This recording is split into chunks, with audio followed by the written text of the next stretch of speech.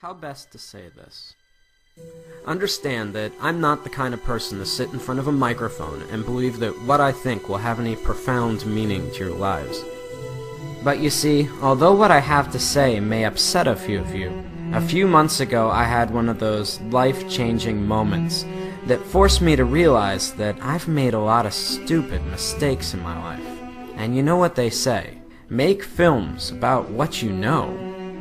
The problem was, why should the thousands of you now watching this believe me when I say that video games were to blame? Understand that I've played video games my entire life, starting with Atari and Nintendo, right up till just a few months ago. Over the years, I could only calculate that I've lost thousands of dollars and tens of thousands of hours of my life to them. But when I considered their effect on my life, I had to face the fact that years of gaming had not made me smarter, and button mashing had not improved my reflexes.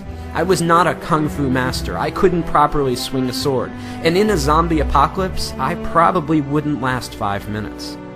We often forget that video games are entertainment. That means beyond making you feel good, they have no lasting value.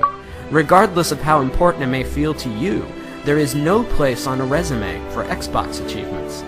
The real pain behind my years of video game addiction was that I never realized their true costs.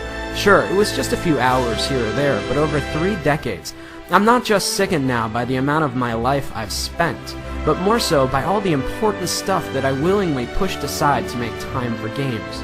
For the sake of entertainment, I was willing to give up sleep, health, and ambition. For what? We fool ourselves into thinking that virtual achievements and virtual friends are adequate substitutes for real-life ones. To be blunt, video gamers seem to be fine giving up their real lives for simulated ones, full of depression and loneliness. I know the true cost of gaming are all those lost years that I could have spent with friends, creating art, or being a better husband. 3 months ago, I had to face the facts that I was alone, overweight, and divorced.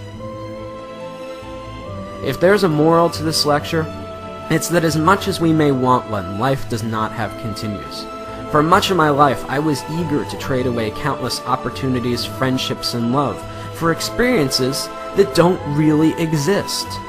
I guess what I'm saying is, it took me a long time to figure all this out, and along the way, I missed out on a lot of life.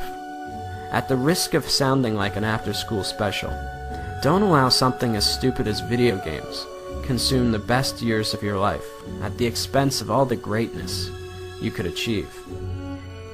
Consider this my promise. That's a mistake I don't plan to make again.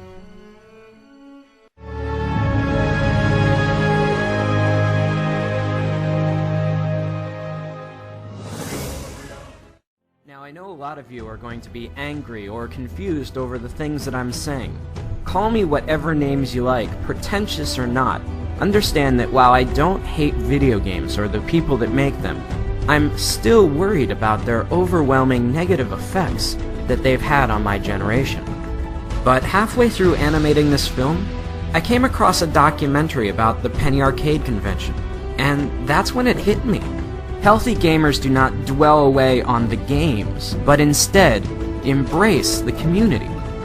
While there may not be value in the games themselves, anything that brings people together and builds communities that embrace who you really are can't be half bad. As I scan through the images of very different people, all united by a common interest, it gives me hope that something good may still come out of all this.